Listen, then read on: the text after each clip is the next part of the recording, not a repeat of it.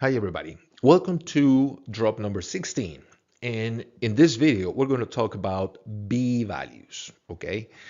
I have to say, in case you haven't done so, please watch the previous video, drop number 15, in which we talk about B cognition, okay? So you understand what we mean by B cognition, B values. Sometimes Maslow speaks about B love, and that's all explained in the previous video. But to give you a short, very short summary, B stands for being. Okay, remember, towards a psychology of being, of existence, and that is Maslow's take on psychology. It's a very existential take, and he aligns B, being, existence, B, cognition, which is the right way of looking at things. He aligns that with growth. Okay, our growth needs. So that's good, that's positive. And in contrast to our safety needs, which he uses this term deficiency, right? So he speaks of decognition, deficient cognition, a deficient way of looking at things that aligns with our safety needs. This is something I talked about in video drop number 2. So a very fundamental idea. And again, please watch the previous video, drop 15, so you fully appreciate this video and you fully understand Maslow's terminology and psychology. So, okay, B values. Let me start with this very important quote by Maslow. Maslow says, I maintain that the right sort of therapy is relevant to the search for values. Indeed, I think it is possible that we may soon even define therapy as a search for values, because ultimately, the search for identity is, in essence, the search for one's own intrinsic, authentic values. Okay. Friends, I have to say, Maslow uses the term values in this book in two different ways. And here's the first way. He uses the term values as identity descriptors. Okay? This is something I talked about in one of my lessons on modern existentialism. Identity descriptors, that means what? That means that there are things that are uniquely interesting, appealing, important to you as an individual. Okay? And and if you are able to make a list of all the things that are uniquely important to you, you're going to come up with a pretty good definition of who you are as an individual. For example, let's say you are somebody who loves cars, and not just cars. You love fixing cars. So you have a thing for mechanics, right? And putting car parts together. You're really fascinated by this thing, and you're really good at it, and you know a lot about it. Okay, that's your thing. You're known for it. Okay, so there's nothing wrong with having a fixation on cars or having this kind of interest or passion. But let's say that's you, right? How many people like that do you know, like in real life, that they're that into cars and mechanics? Okay, maybe not many. Okay, now let's say you also are really into Italian music. Italian music. I actually love Italian music. It's pretty beautiful. Italian pop music. And okay, well, you have also a thing for Italian music, and you know a lot about Italian singers and that sort of thing. So, okay, and let's say you're also into Asian food. Okay, you love Asian food, and you pretty much know every Asian restaurant in the city, and you're always excited about trying new things, and you go online, search for Asian recipes and that sort of thing. Okay, so three things you're really interested in, right? Mechanics, Italian music, and Asian food. How many people do you know that they're really into those three things? My answer, very, very unlikely you find somebody like that. And let me tell you something. If you keep adding more interest, more values, right, to this list of things that you find important, the more values you add, the better the description you're going to have as a unique individual. Okay, so this is what Maslow means by values in this particular paragraph. But B values, that it's a different way of conceptualizing values, slightly different. And I'm going to tell you why in a moment. But okay, for now in this paragraph, he addresses that understanding of values as identity descriptors. I hope my explanation was clear. So let me go to the next quote. Maslow says, we react to experiences in personal terms and perceive the world in reference to ourselves and our ends, thereby making the world no more than means to our ends. This is the wrong way of looking at the world. This is the deficient way of looking at the world. This is decognition, okay, that we talked about in the previous video. Remember, you have to appreciate the uniqueness of things, the beauty of things in themselves without any reference to what's useful, what's, expedient. No, no, no. If you're only looking at things from that angle, okay, what's useful to you? If there's no usefulness in something, okay, then you don't see any value. Okay, that's wrong. That's decognition. Continuing with the quote. This is the opposite of being detached from the world, which means in turn that we are not really perceiving the world, but perceiving ourselves in it or it in ourselves. We perceive then in a deficiency motivated way and can therefore perceive only D values, deficiency values. These are, once again, when you only see the value of something that is useful to you, that it's a means to something else, to an end, and the end being the truly valuable thing. When you look at things as means to ends, like you're perceiving only that, D values, practical usefulness, and that's what's valuable to you, and that it's, again, a bad way of looking at things. Now, in the next slide, we're going to talk about values in a different sense, values in a more, how can I say, human way. Let's go to the slide and then I'll continue talking about this. B values. Okay, here we are. So Maslow here is going to offer us a list. And I have to say, I had to cut this list because the list is quite extensive and at times it's even repetitive. So, but I'm going to list the main values that Maslow considered to be very, very important for us as members of the human species. Okay. This is the other meaning of values. This is actually B values. Things that are valuable for us as human beings. Okay? So I hope you see the distinction. Things that are uniquely, particularly valuable to you, okay, that's personal values, identity descriptors. This is things that we value as human beings, okay, that are conducive to growth. So it's very, very important you pay attention to these values and you prioritize these things in your life because it's proven by Maslow research that they lead to growth in every single individual. Okay, and here's the list. Okay, so the main element is in bolded letters, in dark letters, right? So in Maslow, in this book, he offers some explanation. The explanation, it's in parentheses. More than explanation, it's synonyms or words that sort of try to explain a little bit of what this value means. Let's look at the first one, wholeness. Okay, so to live a great life, a life conducive to growth and mental health, this is a value that you must always keep in mind. Wholeness, meaning what? Unity. You value unity. You value integration, interconnectedness. You value working together. You value teamwork.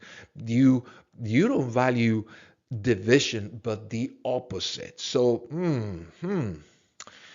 if you're somebody who divides people into friends and enemies, conservatives and liberals, Republican, Democrats, and if you're that kind of person, nationals, immigrants, okay, that is not wholeness.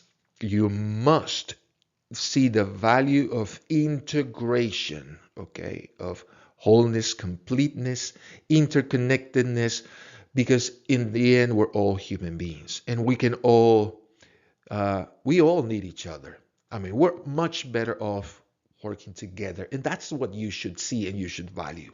Wholeness. Next value, perfection.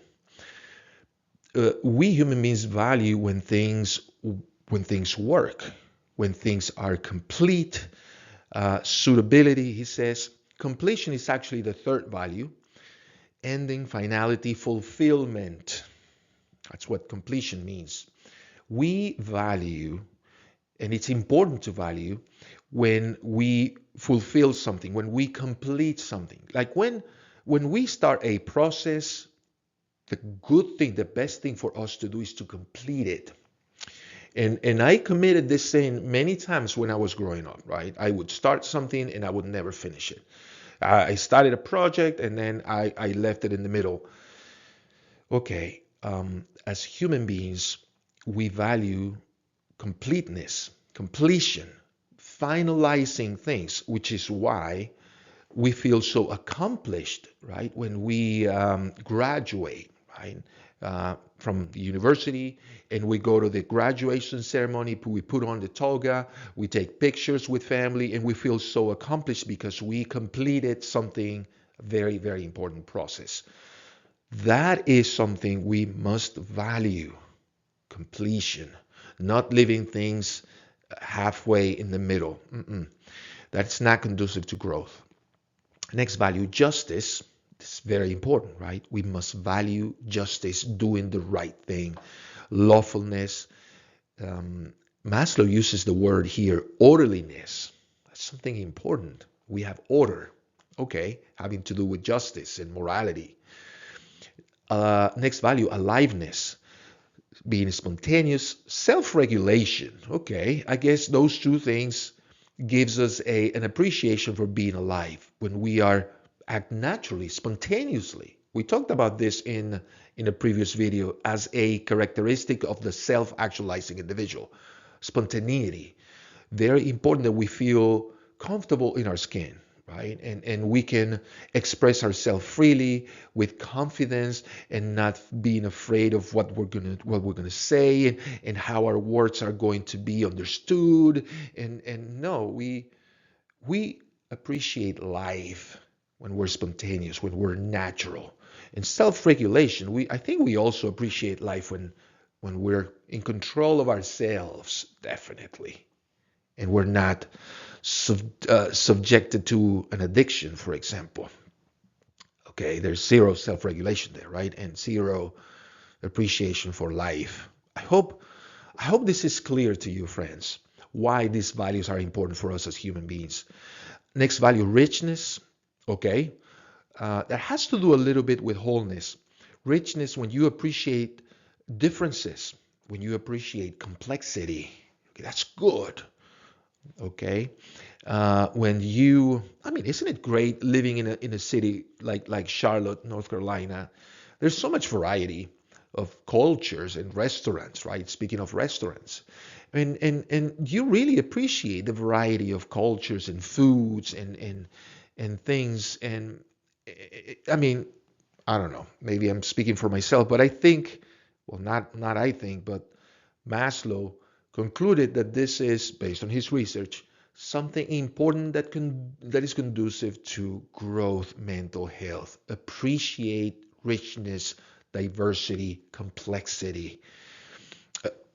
And look at the next one, simplicity. Yeah, we also appreciate simplicity, right? When things are not too complicated, because those are two different things, right? Complexity, it's one thing that is positive, but something that is complicated is not necessarily a good thing, and it's not the same. So we appreciate when life is simple, right? Definitely. When things are simple, when our work is simple, it's easy. That's actually another value I'm looking at. But the next one in this list is beauty. Okay, no brainer. We all appreciate what's beautiful, beautiful music, beautiful landscapes. We appreciate goodness, definitely, definitely. goodness, benevolence, honesty, which is also part of justice, being honest, telling the truth. We appreciate uniqueness, being an individual. We appreciate novelty, originality. I always say that to my wife. Like, I really appreciate when I hear a different kind of music, or a different kind of movie. Like, it's not always the same story, or variations of the same story. Like, I remember one day I had a conversation with one of my daughters, my teenage daughters, and we were talking about how many movies are based on the Romeo and Juliet story. And there's just so many. So we really appreciate when we see something original, something new, something different. And of course, we as human beings, as individuals, we want to be that to the world. We want to be an original. The world is going to appreciate us being original, being unique, being who we are, and not just being average and going with the flow. We don't really appreciate that. We think we do, but we don't. We appreciate genuine people, uniqueness in an individual, and not just somebody who is a people pleaser, right? What Maslow calls, not people pleasers, but Maslow calls the psychopathology of the average. Feeling average, that's a psychopathological way of being, way of existing. So uniqueness is something important. Effortlessness, I think it relates in a way to simplicity, when things are easy, when things work beautifully. Yes. Playfulness. In his book, Towards the Psychology of Being, Maslow speaks about playfulness as a very, very important value, because he says it integrates so many things. And he says that play dissolves dichotomies. I mean, think about this. Play dissolves and resolves dichotomies. Uh, if you are put in the same room with someone you don't like, you don't disagree with, okay, try play a game together, something that it's fun to do, a fun activity. And you know what? You're going to end up very likely liking this person. You're gonna end up seeing things in this person that you actually enjoy. And this division, this way of putting people in boxes, is just going to be dissolved in the game. It's incredible. It's just so true. So when we play, when we engage in fun activities and joyful activities and humor, right? These things cease to be important, and it definitely integrates the good, even the good and the bad. And this is what I mean, friends. I heard a comedian many years ago saying this very, very brilliant thing, brilliant statement, brilliant. He said, people who laugh about their problems, they're great people. People who laugh about their problems, they're great people. If you are able to laugh about struggles that you had in the past or recently, or now, if you're able to see humor in something that it's difficult or negative, boy, then you're going to be a tremendous, a great person, healthy person. And because you're integrating, right, the bad and the good, and in a very important, meaningful way. So I have met people like that. People who laugh. It's incredible how they laugh about themselves, laugh about their shortcomings. And I'm telling you, I've met people like that, and they're incredible. They're amazing people. Amazing people. So playfulness, very, very important. Go out, have fun. Have fun for your own good.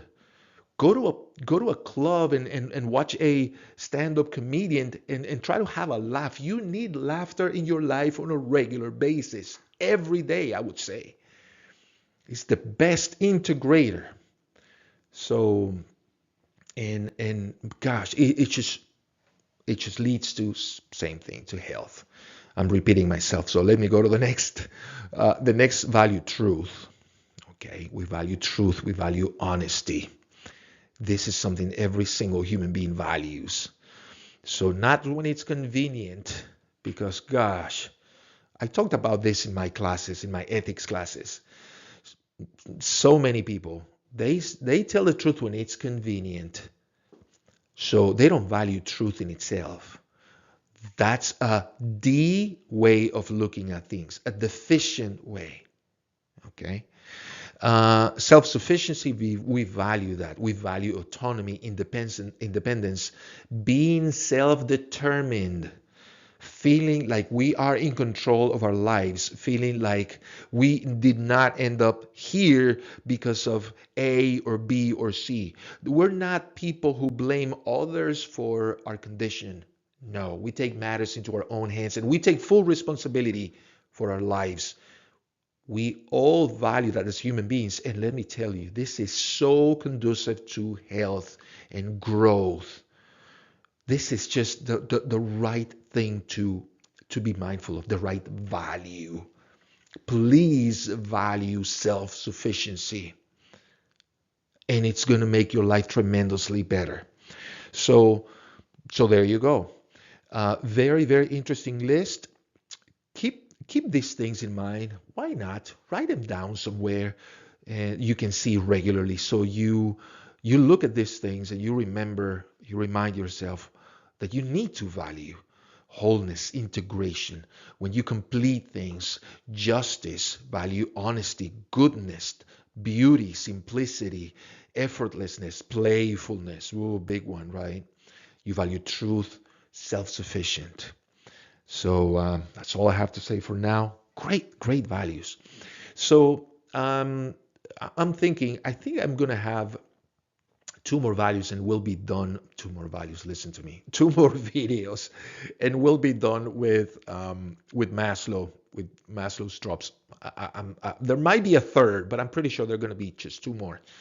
On the next one, I want to talk about B values in connection to culture. And Maslow says some really, really interesting things about this connection between values, B values, and culture. So for now, that's all for me. Thank you for watching. See you next time.